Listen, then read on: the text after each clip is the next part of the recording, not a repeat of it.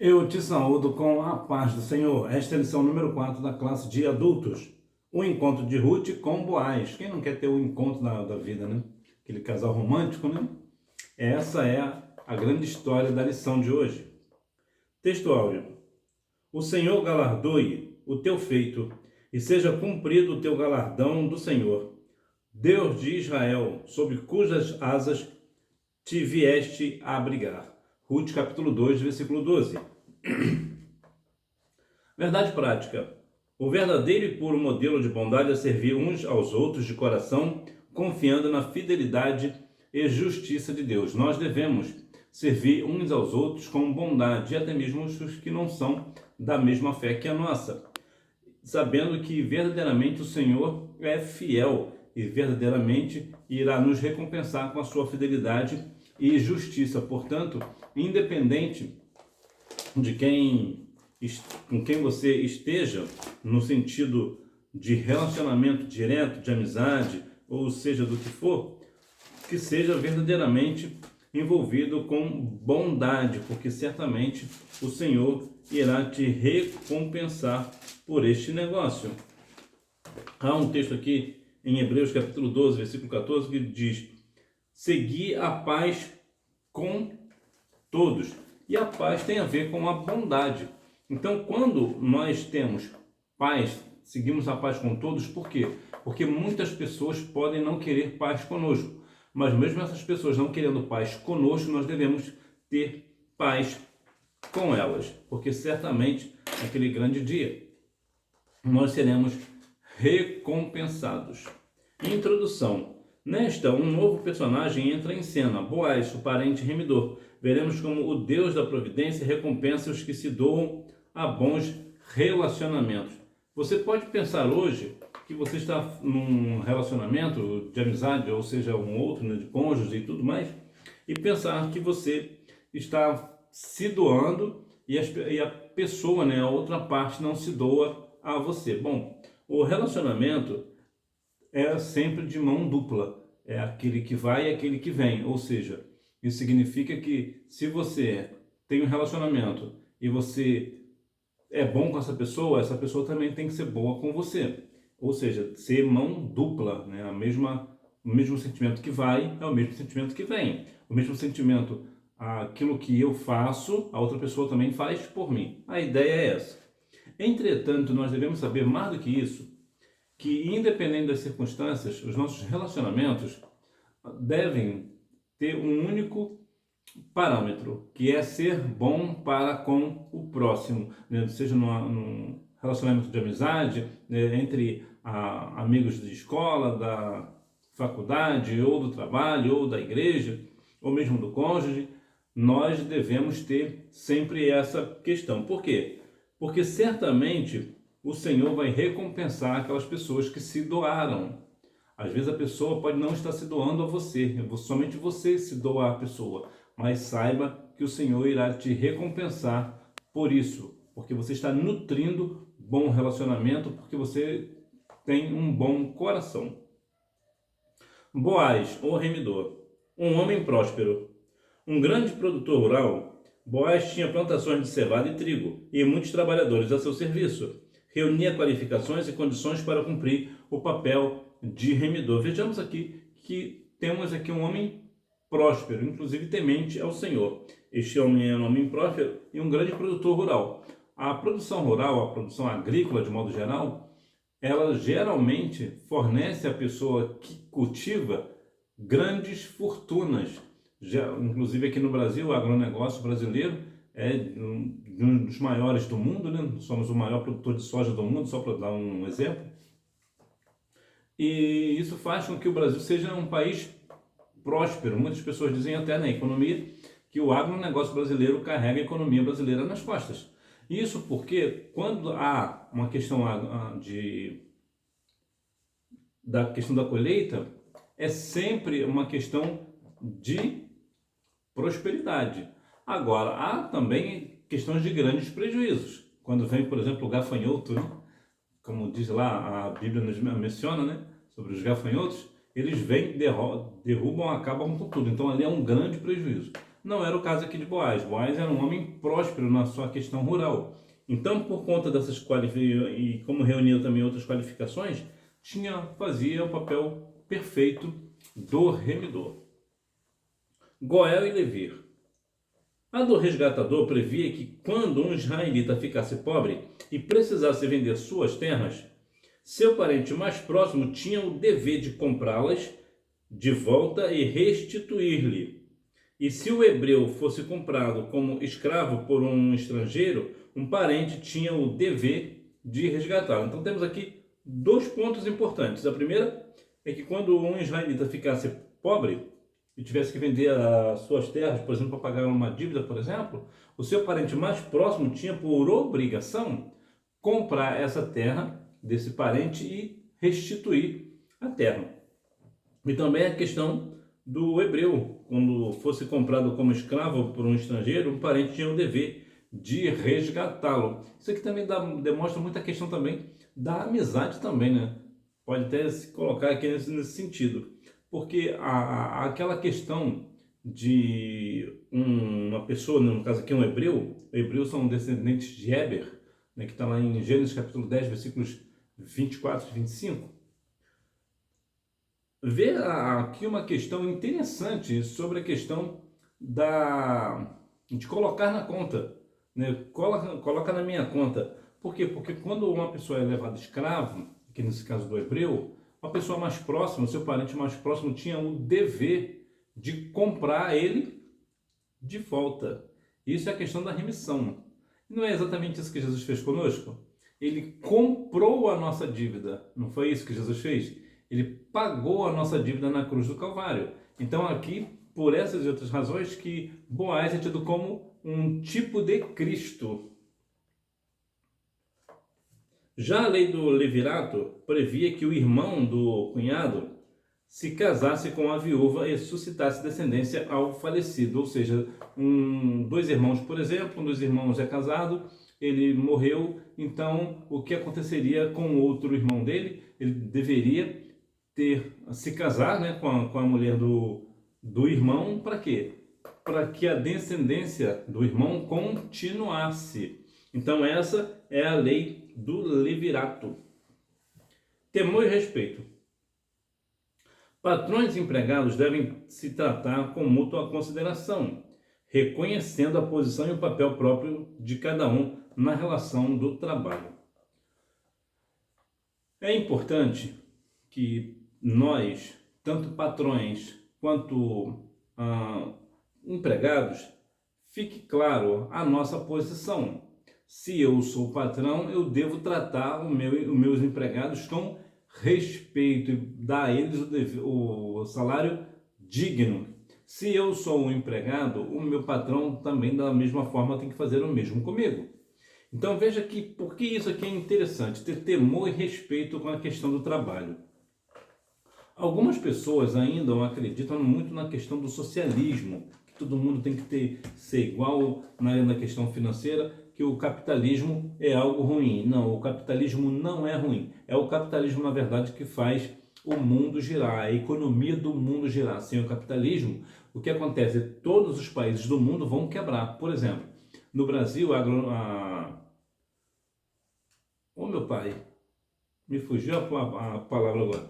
O agronegócio brasileiro, se o agronegócio parar, porque o agronegócio dá muito dinheiro, dinheiro que eu falo de milhões para cima, e geralmente como o Brasil importa, é muito importador, então a moeda que se faz o negócio é em dólar e não em real. Então, se o Brasil parar de produzir, o que acontecerá? 1 bilhão e 500 milhões de pessoas no mundo vão morrer de fome. Por quê? Porque o Brasil alimenta 1 bilhão e 500 milhões de pessoas todos os dias. Então, onde é que está aí a coisa ruim do capitalismo? O capitalismo faz com que o Brasil cada dia melhore a questão da agronomia, justamente para poder atender essa demanda enorme. Por exemplo, você está me assistindo porque você tem um celular. O celular é fruto de uma empresa capitalista. Se essa empresa não for capitalista, ela nunca iria produzir um celular. Então, a questão do capitalismo, ele é importante. Por exemplo, Boaz era capitalista. era tanto capitalista que tinha dinheiro. Maria Madalena era capitalista, né? Jacó, Abraão, Jó e tantos outros, todos capitalistas, porque nós precisamos do dinheiro. Então veja que aqui há uma questão de temor e respeito. Muitos, não digo muitos, algumas pessoas cristãs que têm uma vida financeira melhor e têm empresas, por exemplo, o que eles fazem? Eles chamam pessoas da igreja para trabalhar na empresa dele e maltratam esses funcionários, em especial se elas forem mulheres, né? Forem jovens, por exemplo, sempre feminino. Por exemplo, o que esses homens fazem, né? Que geralmente são homens, né? Empresas de homens, ou mesmo se for mulheres, o que fazem? Humilham pessoas, e isso não é da parte do Senhor. Deus não está nesse negócio. E quantas vezes talvez você já tenha visto pessoas cristãs, empregadas, tendo que passar por situações vexatórias, humilhantes no trabalho por causa do dinheiro, porque precisa do dinheiro. O empregador, por sua vez, como sabe que aquela pessoa precisa do dinheiro, acaba se fazendo disso o quê? Uma desculpa para continuar humilhando aquela pessoa. E acha que está fazendo isso, ele pode fazer isso porque é minha funcionária, é meu funcionário. Não, de maneira nenhuma. Deve haver temor e respeito de ambas as partes. Por quê? Porque o empregado, ele está ali para trabalhar e ter o seu salário. Então ele precisa respeitar o seu patrão por isso, porque o patrão é que paga o seu salário. Por outro lado, o patrão também deve respeitar o seu empregado, porque ele sabe que ele depende daquele empregado, porque se aquele empregado não estiver ali, não haverá como cumprir aquele papel. Então, o que acontecerá? Ele terá prejuízos. Então, é melhor um respeitar o outro. Por quê? Porque cada um sabe da sua posição. Então, o patrão depende do empregado e o empregado depende do patrão. Sinopse. Boaz era um homem próspero e respeitado por todos que o cercavam. O carinho de Boaz para com Ruth. A pureza não exclui a ternura. Chamando-a de filha, deu liberdade para continuar catando espigas em sua plantação e lhe assegurou de que seria tratada com devido respeito. Não dê ordem aos moços que não te toquem. Olha que questão interessante. Primeiro, Boaz vê Ruth e poderia chamá-la, talvez pelo nome, se ele conseguisse descobrir o seu nome, ou por uma outra coisa. Mas qual foi o tratamento que ele deu? Chamou ela de filha. O que é isso? É um tratamento respeitoso. E é importante que venha isso em ponto, que ele também deixou um outro ponto aqui claro, que disse para ela que as pessoas iriam tratá-la com devido respeito. Inclusive, colocou aqui que deu ordem aos moços para que não tocassem em Ruth. E aqui o tocar tem um duplo sentido. Aqui a questão principal, o que eu vejo principalmente, é no sentido de desrespeitar a pessoa de Ruth por ela ser mulher.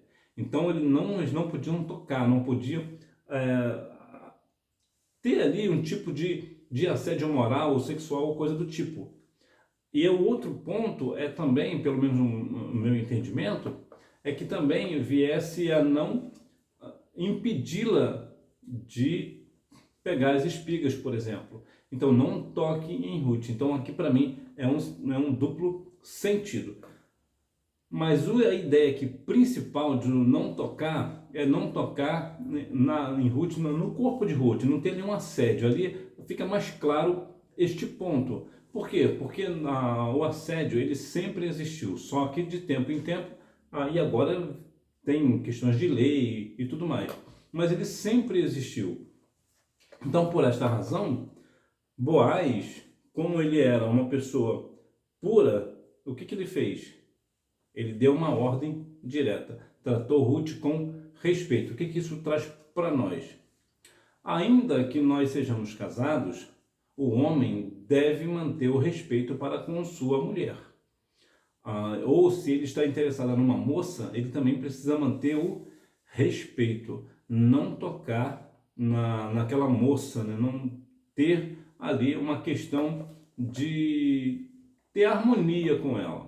Por exemplo, inclusive há uma questão que é muito importante, que é bom ressaltar, que é uma coisa simples, mas que faz muita diferença. Se você for um homem e quer falar com uma mulher, jamais fale com ela pelas costas. Não chegue numa mulher pelas costas, chegue sempre pela frente. Por quê? Porque as mulheres hoje vivem numa sociedade tão machista, tão difícil para elas, que quando um homem chega por trás dela para falar alguma coisa, elas já se sentem ameaçadas. Ali já corta, independente ali das circunstâncias, ela já tem aquela barreira, ela já não vai mais querer assunto com você se você for uma pessoa desconhecida dela. Se você for uma pessoa muito próxima, é claro, ela vai reconhecer você pela voz.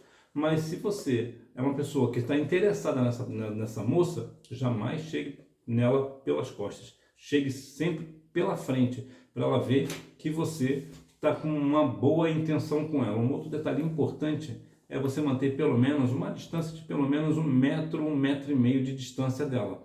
Isso vai trazer para ela também uma segurança, um conforto. E você que é mulher, se eu estiver falando errado, por favor, deixa aqui no comentário. Fala que eu estou errado. Deus está agindo. A atitude de Boaz surpreendeu Ruth. Como estrangeira e pobre, certamente ela tinha receio de como seria tratada. Agia com educação e muita discrição. Impressionada com o gesto de Boaz, inclinou-se ao chão e, de forma humilde, reconheceu ser indigna do tratamento que recebeu. Olha que questão bastante interessante. Primeira atitude de Boaz surpreendeu Ruth. Por quê? Porque ela, sendo uma mulher ainda estrangeira e pobre, certamente ela tinha receio de como seria tratada. Por quê? Porque ela é uma mulher estrangeira e ainda é pobre, ela certamente seria destratada. E iam chamar ela de tudo quanto é nome. Iriam acabar, talvez, com a reputação dela e tantas coisas que poderiam acontecer com Ruth. Mas, diferente disso, Boaz respeitou Ruth. E veja que agia com educação e muita discrição. Impressionado com esse gesto, o que aconteceu com Ruth? Ela se inclinou ao chão de forma humilde. Aqui tem uma questão que é muito interessante, que está muito entre linhas, né? Que quando uma mulher ela se sente bem tratada, com respeito, com educação, ela começa a gerar nessa mulher o quê? Um sentimento de conforto. Ela começa a se sentir confortável perto daquele homem. Por quê? Porque é um homem que a respeita, que não toca nela. Então ela começa a se sentir de uma forma completamente amada, vamos assim dizer. E isso gera nela o quê? Uma questão de humildade. É interessante que a Bíblia menciona, por exemplo, que vós, maridos, amai as vossas esposas. Mas eu não me lembro de nenhum versículo dizendo: esposa, amai os vossos maridos. Por quê? Se você conhece, por favor, deixa aqui nos comentários. Por quê? Porque é uma questão prática, uma questão interessante.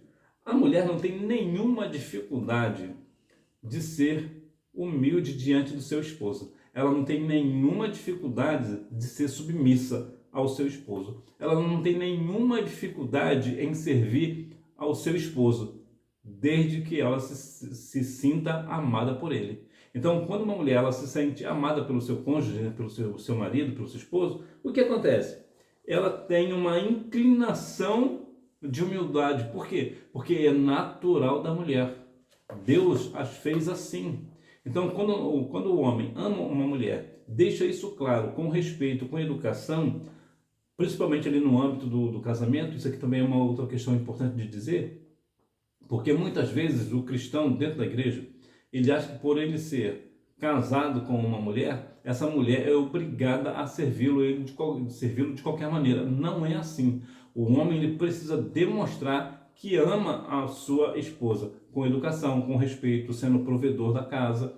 Então aqui cabe essa questão. Então Boaz já conhecia a bela história de Ruth, porque ele sabia que Ruth era uma jovem diferente das demais. Então ele sabia que tinha algo diferente em Ruth.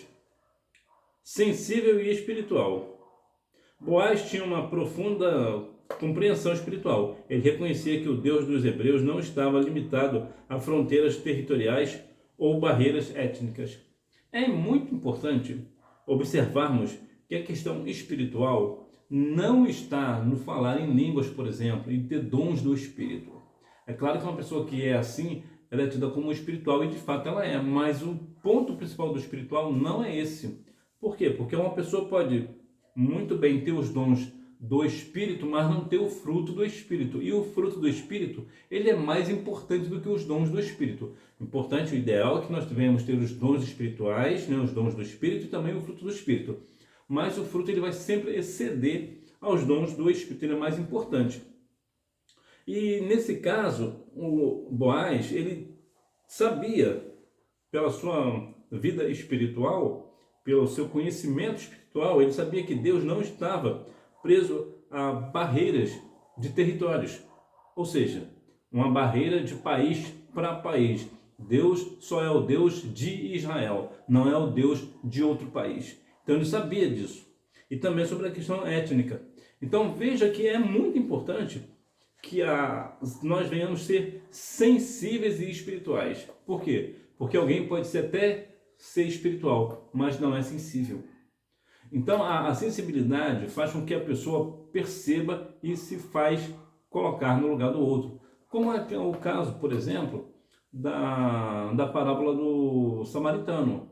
O que ele teve ali? Ele teve sensibilidade pela pessoa que estava ali caída. Uma pessoa que estava machucada. Ele teve sensibilidade.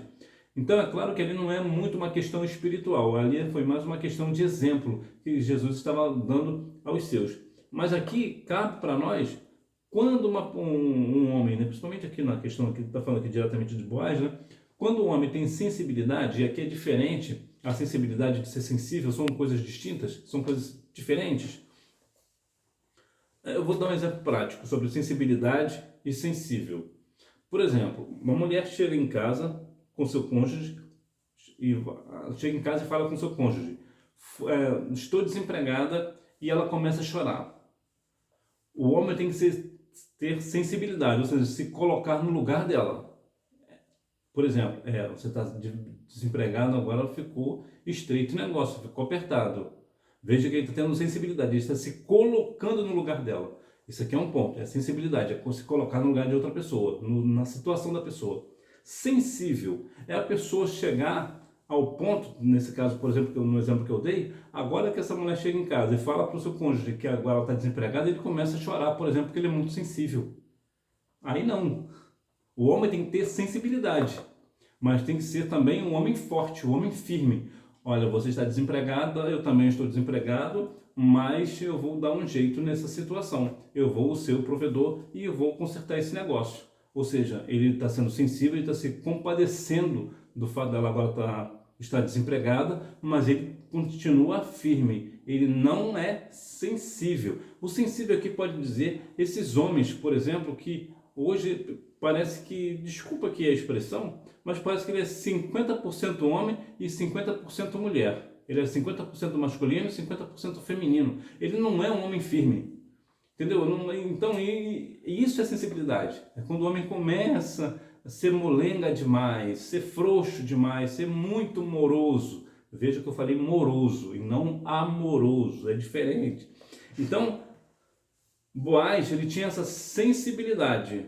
Então, ele como uma pessoa que tinha sensibilidade, o que ele fez? Ele entendeu a questão sobre Deus não estar preso a territórios e etnias. Sinopse: Boaz tratou Ruth com ternura, respeito e sensibilidade espiritual. Em outras palavras, ser espiritual é se colocar no lugar do outro e agir da mesma forma que queria que agisse com você. Não foi isso que Jesus ensinou certa vez? O que queria que os homens vos façam, façai-vos também, né? Eu façai-vos primeiro, dependendo aí da tradução. A colheita de Ruth e a sua sobrevivência, a lei da semeadura.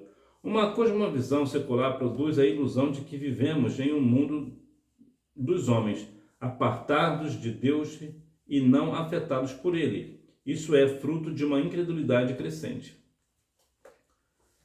Aqui está uma questão interessante sobre a questão secular, ou seja, das pessoas não cristãs. Por quê? Porque eles estão vivendo num mundo dos homens apartados de Deus. Os homens afastados do Senhor. E eu vou trazer aqui para nós que tem muitas pessoas também na igreja assim, tem muitos homens, principalmente pastores, pessoas que estão no lugar de liderança, que tem muito essa questão de estar, na verdade, apartados do Senhor. Estão ali na igreja, mas na verdade estão longe de Deus, mas muito longe do Senhor. Como Jesus disse quando estava entrando lá em Israel, né? Esse povo me louva com os lábios, mas o coração está longe de mim. E temos visto os exemplos, mais exemplos de pessoas exatamente assim, que falam até do Senhor, falam em nome do Senhor, está dentro da igreja, mas na verdade o coração está muito longe. Mas aqui, veja que eles não se sentem, no caso, afetados por Deus. Acham que Deus não vai tomar uma decisão enérgica uma hora ou outra. Mas o que eles fazem? O que isso demonstra? Demonstra que eles têm um fruto da incredulidade. São pessoas incrédulas. Estão dentro da igreja, talvez por ter algum privilégio, por exemplo, por uma questão financeira. Então eles mantêm ali aquele vínculo com a igreja. Mas é importante notar que comunhão com a igreja nem sempre significa comunhão com Deus. A pessoa que, por exemplo, pode estar em comunhão com a igreja, mas não está em comunhão com Cristo. Outras pessoas podem não estar por alguma razão em comunhão com a igreja, mas podem estar em comunhão com Cristo. São questões diferentes. E aqui eu não estou defendendo o caso da pessoa que não tem comunhão com a igreja ser um desigrejado, porque um desigrejado de maneira nenhuma terá uma comunhão com Cristo. Não há possibilidades. Por que não? Porque o Senhor Jesus tem, por exemplo, instituiu a ceia do Senhor, por exemplo. Então, aquele que não participa da ceia na igreja, juntamente com os demais irmãos, não tem parte com Cristo. Então, é impossível um desigrejado entrar nas mansões celestiais. Por quê? Porque ele não tem comunhão com Cristo. Ele não tem comunhão nem com a igreja e nem mesmo com Cristo. Então é importante deixar isso claro. Agora, há pessoas, por exemplo, que vão à igreja, mas por uma razão ou outra não pode entrar em comunhão com a igreja, mas estão com comunhão com o Senhor. Os acasos de Deus. O primeiro sinal de ação de Deus foi a escolha, aparentemente aleatória, que Ruth fez, indo apanhar espigas no campo de Boaz. Para ela, era apenas uma casualidade, quando na verdade era um inequívoco ato da providência divina. Ou seja, Ruth achava que era só mais um lugar, né, só mais um campo que eu estou indo catar espigas. Não é só um acaso. Estou aqui com essa pessoa aqui, eu cheguei, essa pessoa me abraçou, então é por aqui mesmo que eu vou ficar. Deixa eu pegar as espigas, eu vou ficar por aqui mesmo. Ou seja, no coração de Ruth, ela achava apenas que aquilo era uma questão de bondade, de Boaz, apenas isso. Não passava disso, mas não era isso. Na verdade, já era o plano de Deus sendo ali executado, né? Quando Ruth retornava para casa, por exemplo, contou onde havia trabalhado, Noemi não escondeu sua exaltação e criou naquela senhora, que estava outrora com a vida amarga, uma esperança. Brotou no coração de Noemi uma esperança. Há uma luz no fim do túnel. Há uma possibilidade. Agora eu vejo, se Ruth está no campo ali de Boaz, então há uma possibilidade de uma remissão. Há uma probabilidade. É pequena, mas existe. Então, o coração de Noemi, eu fico imaginando, deve ter palpitado, porque geralmente as mulheres são muito mais sensíveis às questões do coração. Então essa questão deve ter enchido o coração de Noemi de alegria. É provável, na verdade, que ela não tenha ali deixado transparecer que verdadeiramente ela estava ali feliz, mas no fundo ela estava ali com ar de esperança. O resultado da colheita. Alguns frutos de nossas ações são colhidas, ou melhor, alguns frutos de nossas ações são colhidos de imediato, outros levam tempo para aparecer. Há uma questão bem peculiar de semente. A semente, por exemplo, que você planta hoje, que não demora muito, ela começa a brotar, né? Começa a crescer. Mas existe, por exemplo, uma semente que ela demora um pouquinho mais de tempo. Porque existem situações de sementes e sementes. Há sementes que demoram muito tempo para nascer e outras nem demoram tanto assim. O que isso quer dizer? Isso quer dizer que nós devemos ter paciência para colher o resultado da colheita. O que você plantar hoje pode não nascer hoje. Há uma questão interessante, que há um ditado popular que diz que quem planta tâmara não colhe tâmara. Por quê? Porque ela, em média, ela demora 80 anos para dar fruto. Ou seja, se você plantar uma tâmara hoje, ela só vai começar a dar daqui a 80 anos. Provavelmente você não está mais entre nós. A não ser se você for uma pessoa muito novinha ou se for o caso de Deus fizer com que você viva mais de 100 anos. Então, veja que o tempo que ela demora para dar fruto, 80 anos. Então, há questões que você vai plantar, mas talvez você não vai colher, vai deixar para outras pessoas colherem. E isso é uma questão muito importante de nós entendermos que um planta, um semeia, mas é Deus quem dá o crescimento. Portanto, não se preocupe muito com a questão do tempo da colheita. Preocupe-se em plantar uma boa semente. É mais importante você estar preocupado com a semente, com a qualidade da semente, do que com o tempo que ela vai dar. Por quê? Porque se for uma semente ruim, você vai botar ela no solo e ela não vai brotar. De que vai adiantar? Ou, se ela não for uma boa semente, talvez ela até nasça, e também depende também do solo, e ela vai até nascer rápido, mas ela vai morrer rápido também. O importante é que você se preocupe somente com a qualidade da semente, com a qualidade daquilo que você está plantando hoje, tanto na questão da palavra quanto na questão da sua vida. Se você está fazendo algo hoje para a sua vida, você pode estar pensando, eu vou fazer isso hoje, mas somente os meus filhos ou os meus netos que vão usufruir deste negócio. Então faça isso, ainda que não seja você que vai colher. Então é importante que nós venhamos ter o pensamento, o amadurecimento de que o resultado da colheita não depende de mim. Eu tenho responsabilidade pelas sementes que eu planto. Mas a colheita, ela é inevitável, isso é verdade. Mas o tempo é o Senhor quem garante, é o Senhor quem dá. Aquilo que eu estou plantando hoje, eu posso, na verdade, nunca colher e outra pessoa colher no meu lugar. Ou eu posso plantar e colher. Agora, a verdade é, como diz Gálatas 6,7, que de Deus não se zomba. Tudo que o homem plantar, isso também ele se fará. Ora, se eu planto algo hoje ruim, certamente algo ruim eu irei colher. Então é importante que nós venhamos cuidar da semente, nos preocupar com a qualidade da semente, para que quando vier a colher, seja algo bom para a glória do nome do Senhor. Sinopse: a história de Ruth com Boaz revela a validação da lei da semeadura e o bom plano de Deus em sua vida e no mundo. Uma outra questão isso é importante falar sobre a questão da semeadura, por exemplo, que lá em Obadias, no versículo 15, diz que o dia do Senhor virá sobre todas as nações, e assim como tu fizeste, a tua maldade cairá sobre a sua cabeça. Olha que palavra dura. A maldade que tu fizeste cairá sobre a sua cabeça. Então é importante que nós venhamos não viver numa vida de iniquidade, de maldade. Agir sempre de bondade com o próximo, ainda que esse próximo não tenha bondade conosco, nós devemos demonstrar aquilo que nós temos. Conclusão. A atitude de fé de Ruth estava sendo recompensada. Sua prontidão em cuidar da sogra levou a encontrar conforto e proteção naquele que seria o resgatador de toda a família e que a incluiria na genealogia do Redentor da humanidade. Veja aqui que questão interessante. Ruth permaneceu com a sua sogra, uma atitude de fé. O seu Deus será o meu Deus, o seu povo será o meu povo.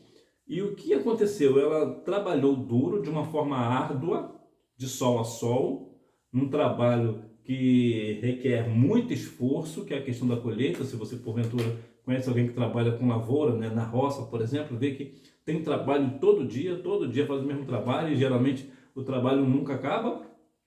É um trabalho penoso, de sol a sol, ou de chuva a chuva, né? E o que acontece? O Senhor deu a Ruth essa questão dela aparecer na genealogia do Redentor da humanidade, no caso Cristo.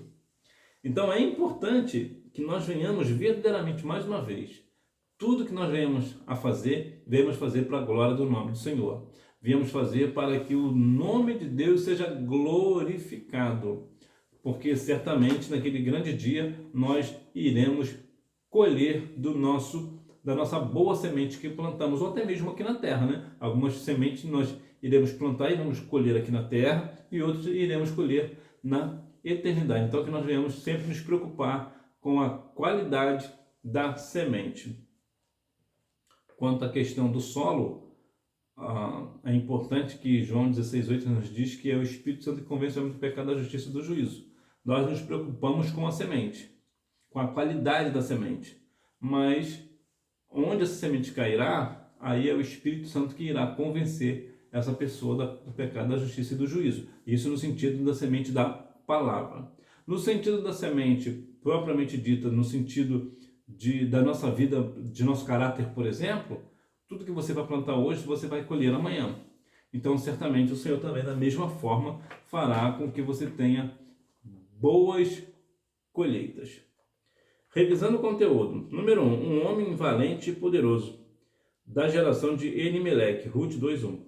Um grande produtor rural, Boaz tinha plantações de cevada e trigo e muitos trabalhadores a seu serviço. Ruth, capítulo 2, versículos 5, 6 e 23. Número 2. Goel, ou seja, o resgatador da terra que o falecido havia vendido. Ruth 4:3. Levi, o irmão do cunhado. Número 3. O versículo-chave do livro é uma declaração feita por ele a Ruth. O Senhor galardoe o teu feito, e seja cumprido o teu galardão do Senhor, Deus de Israel, sob cujas asas te vieste abrigar. Ruth, capítulo 2, versículo 11. Número 4. Boaz tinha uma profunda compreensão espiritual. Ele reconhecia que o Deus dos hebreus não estava limitando a fronteiras, ou melhor, não estava limitado a fronteiras territoriais ou barreiras étnicas. Número 5. Quando Ruth retornou para casa e contou onde havia trabalhado, Noemi não escondeu a sua exultação. Bendito seja do Senhor, que ainda não tem deixado a sua benevolência, nem para com os vivos, nem para com os mortos. Este homem é o nosso parente chegado e um dentre os nossos remidores. Ruth, capítulo 2, versículo 20. Então aqui já tem uma questão interessante, que eu falei lá, que nesse ponto que possivelmente parecia que Noemi não havia demonstrado que estava feliz. Aqui demonstra que claramente, que verdadeiramente ela demonstrou realmente estar feliz pela questão de que Ruth estava trabalhando no campo de Boaz. Então que Deus em Cristo continue abençoando a sua vida, e se você ainda não encontrou o seu Boaz ou a sua Ruth, que você continue na oração e lá no Salmos 40, número 17. Que Deus em Cristo continue abençoando a sua vida e que Ele venha apressar a te dar a sua vitória. Tchau!